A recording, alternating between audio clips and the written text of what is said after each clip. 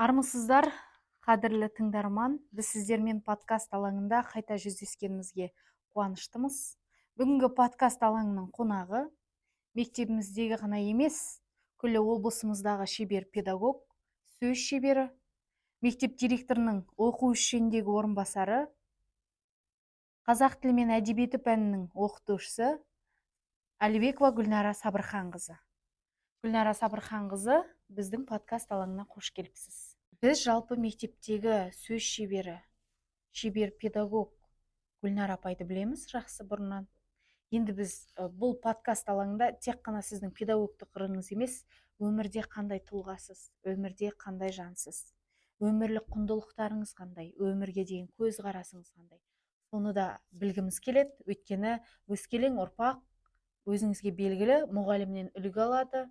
Әрине, аудандағы үлгілі мұғалімдердің көш басындағы белгілі бір педагогтың бірісіз. Сондықтан біз сіздің өмірлік құндылықтарыңыз жөнінде де сөз еткіміз келеді. Енді осы орайда сізге алғашқы сауал болсын. Шебер дәрежесіне жетудегі жол, жетудегі тәжірибе қанша жылды қамтиды? Рахмет, Ханзада. Жалпы мұғалім болу ол жүректің қалауы. Мұғалімдікке келудің өзінде үлкен сыр жатыр.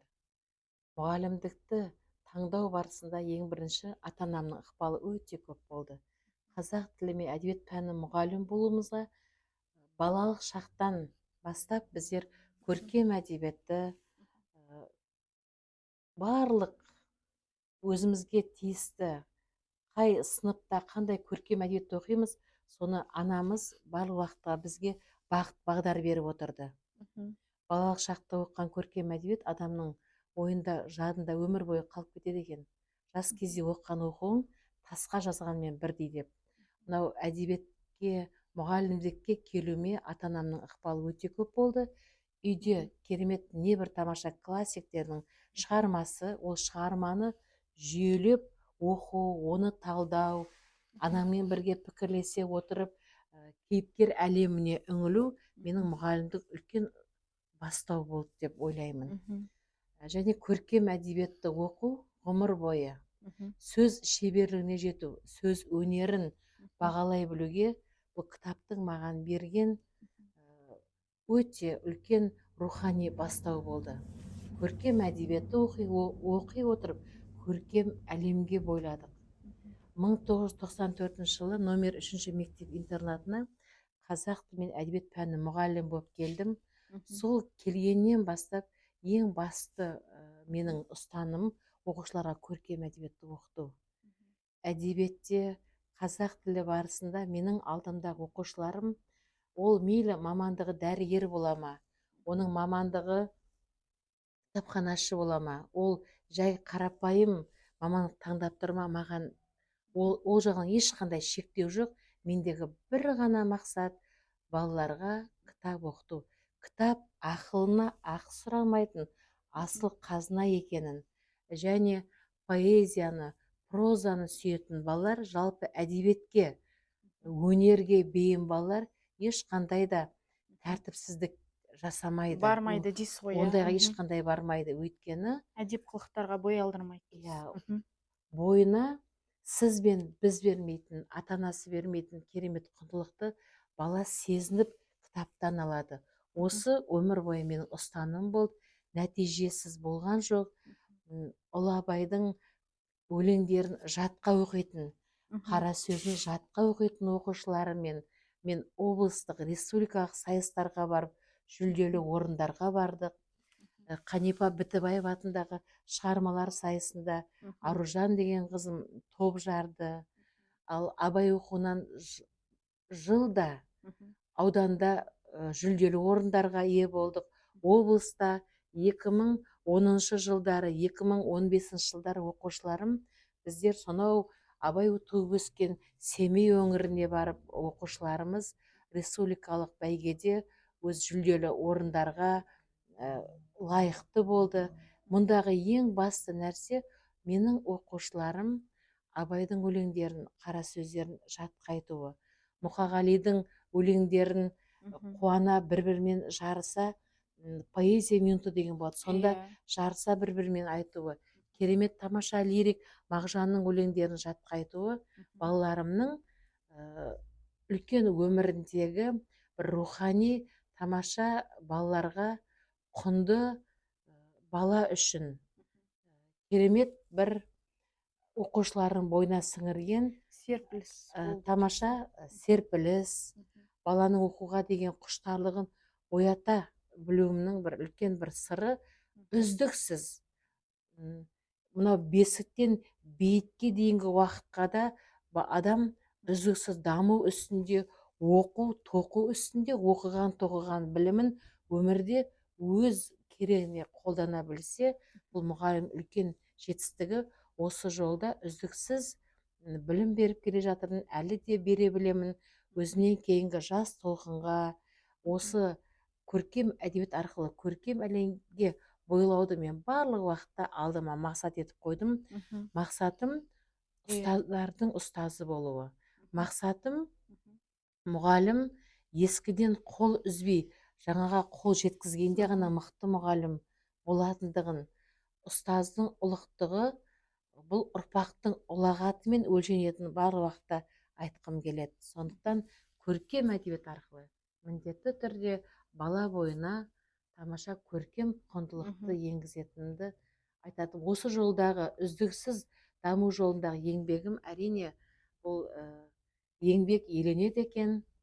Сағатқа жүгірген жоқпыз. Біз қайткенде де қанша сағатты алсақ та, сол сағаттың уақытпен есептеспей, күнді күнге, түнді түнге ұрып, баламен үздікші жұмыстың арқасында менің оқушыларым дәл қазіргі уақытта қандай керемет жерлерде керемет жұмыс жасап жатыр. Олармен әлі де байланыстамын. Өте керемет. Расымен де Гүлнар апай, ұстаздың еңбегі шәкірттің жетістігімен өлшенеді деп біздің дана қазағымыз айтып кеткендей, шынымен де өзіңіз даярлаған шәкірттер бүгінде республиканың сан саласында жұмыс жасап жүр.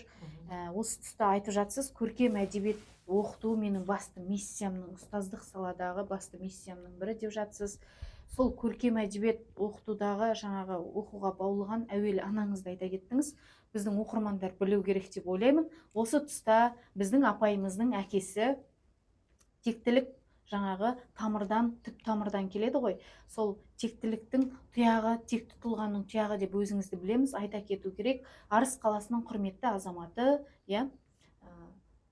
Сабырхан Әлібекұлының күллі қазақ еліне жазған жазушылық өнері, қолтаңбасы, ақындық мұрасы ол бүгінде қазақ руханиятына елеулі үлес қосып келеді. Өзі кетсе де қазақтың руханиятына, оңтүстік өңірінің мәдениеті мен әдебиетін дамытуға Гүлнар апайымыздың әкесінің қосқан үлесі орасан зор деп білеміз. Осы кезде біздің оқырмандарға рухани бір сабақ болсын деген мақсатта қоса кетіп отырмын ақпаратта. Жалпы әкеңізден көрген тағылым туралы, әкеңіз айтқан насихат туралы, әкеңіздің кітапханасы, көркем әдебиет оқытуда әрине әкеңіздің үлесі болды деп ойлаймын. Сондықтан әкеңіздің кітапханасы, жеке кітапханасы туралы айта кетсеңіз, онда қандай кітаптар бар еді? Қабырға толы небір керемет классиктердің шығармасы. Ең алғашқы есімде 6 сыныпта оқимыз. Менің сүйікті кейіпкерім дегенде Қызыл жебе романындағы Шерхан Мұртазаның Тұрардың бейнесі, сондағы ұстазымның сондай риза болып, керемет ұстаздың оқушыға беретін мотивациялық бір сабақтары болады. Сыныпта 28 оқушы болсақ, ең үздік шығарма менің шығарма болған екен. Әрине, ол шығарманы таңдаған кезде мен әкеммен қандай кітапты оқысам екен, сонда әкем Қызыл жебе романын маған ұсынған болатын. Шерхан Мұртазаның Қызыл жебе романы. Ғабит Мүсіревтің, Ғабиден Мұстафинның, әрине ең бірінші Абай жолы роман эпопеясы, Мұхтар Әуезовтің барлық шығармалары. Керемет, ең алғашқы сырты Қызыл мұқаба біздің үйде болатын, Абай жолы роман эпопеясы, Ұлпан романы, қазақ әдебиетінде ананың рөлін ең керемет сомдаған қазақ әйелінің бейнесі, Ұлпан романын Ғабит Мүсіревтің мен оқып жүрген шығармаларым. Әйел теңсіздігі өте қатты көтерілген. Ұлпанның ең биік бейнесі осы ғабит мүсіреповтің шығармасында, абай Иә. жолы роман эпопеясында құнанбайдың ат Мгм. жақты келген ұзын сопақ басының құлақтан жоғары жері қаз жұмыртқасындай көрінеді деп оқушыларыма түсіндірген Мгм. кезінде, сол балалық кездегі жаттаған шығармаларым барлық уақыт Кейіпкердің менің образы, жадымда көз тұрады. Иә. алдыңызда әлі күнге дейін. Бердібек Керемет. Соқпақбаевтың шығармаларын барлығын сусында өстік. Текестің суы арық емес пе, Бердібек балық емес пе деген шығармаларды Өте қазір керемет. төменгі сыныптың балаларына айту әрине құрғақ ақыл емес. Мгм. Сөз бен істің үйлесім тапқан жерде керемет нәтиже болады деп ойлаймыз. Әрине дұрыс Әкеміздің, айтасыз. анамыздың салған сара жолы, Мгм. тамаша көркем әдебиеттер, иісі аңқыған көркем әдебиеттер. Мгм. Кейде балалығымыз ба, шалалығымыз бола ма, анамыз жұмсаған кезде қолымызға көркем әдебиетті алып, көркем әдебиетті бас алмай оқып Мгм. отырсақ, анамыз бізді жұмсамауға тырысатын. Мгм. Ә, Оқып отырған ойды бөлмес оқып үшін. отқан кітапты, ойды бөлмеуге, Мгм. қозғалмай отырып оқығанға, тұшынып, рахаттана отырып оқуымызға да анамыздың әсері өте көп болды. Анам да қазақ тілі мен әдебиет мұғалімі болды. Мгм. Керемет. Әкемнің бойындағы маған анам да кейде риза болады, әкенің бойындағы ең тамаша сабырлық қасиет Мгм. сенің бойыңда деп. Сіздің бойыңыздан Сабырлы адам барлық уақытқа мұратқа жетеді. Студент болдық, оны бітіріп, әулеттің келіні болдық, одан қабатында жұмысымызды орындадық, ұл қызы тәрбиелеп жатырмыз, енді қазір әже болып жатырмыз. Бірақ сол әкемнің бойындағы ең керемет қасиет, әкемнің маған дарытып берген тамаша құндылығы деп ойлаймын, сабырлық қасиет. Мен сол қасиетке сондай бір шынайы бір ризашылығымды білдіремін. Әкемнің әділ де шынайы, асып саспайтын мінезі, барынша болмысы біздің бойымыздан, әкеміздің бойына жақсы асыл қасиетті ала алсақ, ұрпақтар сабақтастығын жалғастыра білсек, онда ата-ананың салып кеткен сара жолына дақ түсірмей алып жолудың бір тамаша құндылығы, біздің бойымызға берген үлкен жетістігі. Иә. Отбасынан көрген тәрбие әлі күнге дейін өмір бойы бізге азық болып келеді деп дұрыс қой. Иә. Жақсы апай, өте керемет жауап. Сіздің бұл болмысыңыз арқылы сабырлылықтың нышаны ғана емес, оқуға құштар тұлға екеніңіз, көркем әдебиетке құштар жан екеніңіз, қабілетіңіздің дәлелі деп білем. Өзіңіз айта өткен үзінділердің барлығы. Біздің өскелең ұрпақ көріп отырса, біздің апайымыздың болмысы осындай, біле жүріңіздер.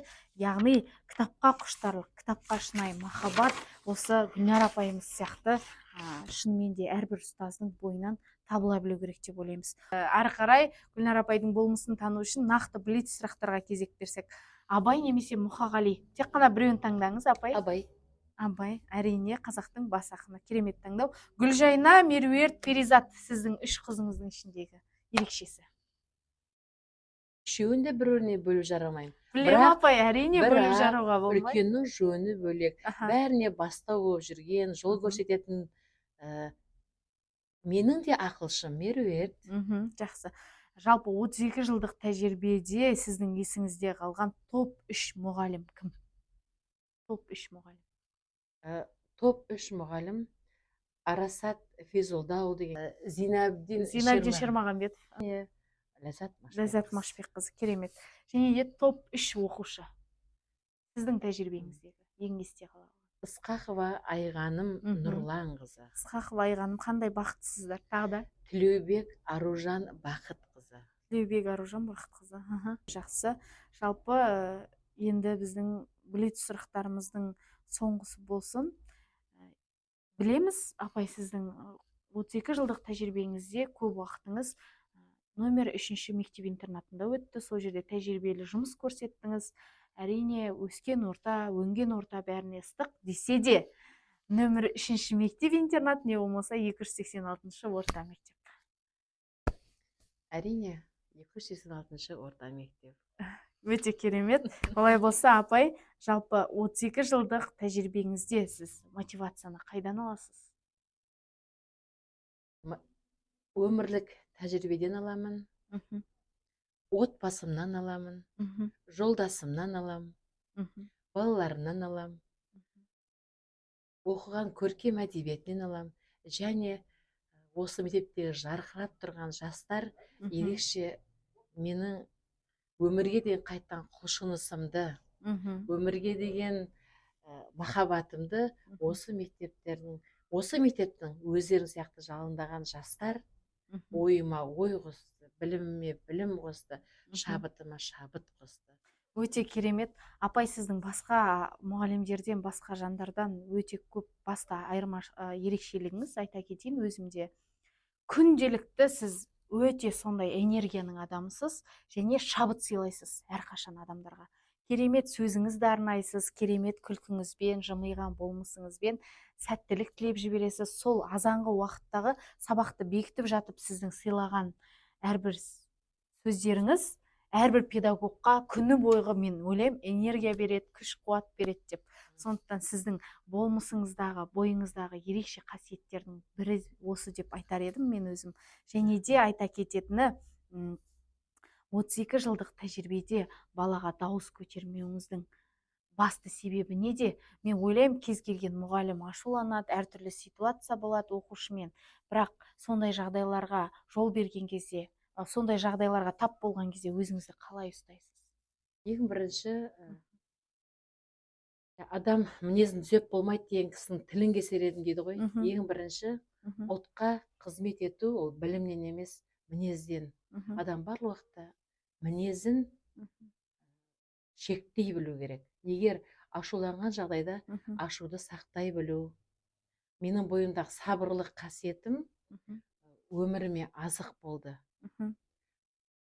Ешкіммен ұрыспай та, таласпай та, ешкімді сілкіп, жанына тиіп, шекарасына өтіп, жанын жараламай та, барлық уақытта жұмысты дұрыс атқара білуге болады. Сондықтан менің мақсатым мұғалім күліп, мұғалімдер күтіп алу. Әрине, оның ар жағында ешқандай жалпақ шешейлік деген жоқ. Барлығында бір ізділік, Мгм. талап, бақылау, оның барлығы біздің мектептің білім сапасын көтеру жолында Мгм. жас мұғалімдерді қолдау, шабыт беру, әрі қарай одан да жоғары жетістікке жеткізу жолында әр адамның ешкімді қайталамайтын өзіндік бір тәжірибеден өткен сара жолы болады. Сондай тәжірибем барлық уақытта маған көмекке келеді. Көп рахмет, Гүлнара Сабырханқызы. Бүгін өзіңізбен сұхбаттасу арқылы біз ұстаздықтың ұлы қызмет екенін, қазақ тілінің қадірін тереңнен сезінген дейміз. Сіздің болмысыңыз, ұстаздық жолыңыз әрине өскелең ұрпаққа, жас педагогтарға үлкен тәжірибе сыйлары айқын деп білемін. Өйткені сіздің қазіргі жас педагогтарға береріңіз мол. Құрметті Гүлнара Сабырханқызы, өзіңізбен сұхбаттасу арқылы біз қазақ тілінің қадірін, ұстаздықтың ұлы жол екенін тағы да бір сезіне түстік.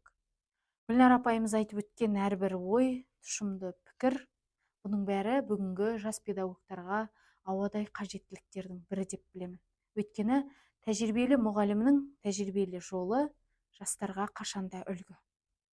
Біз сіздермен қоштаспаймыз, келесі подкастымызда жүздескенше.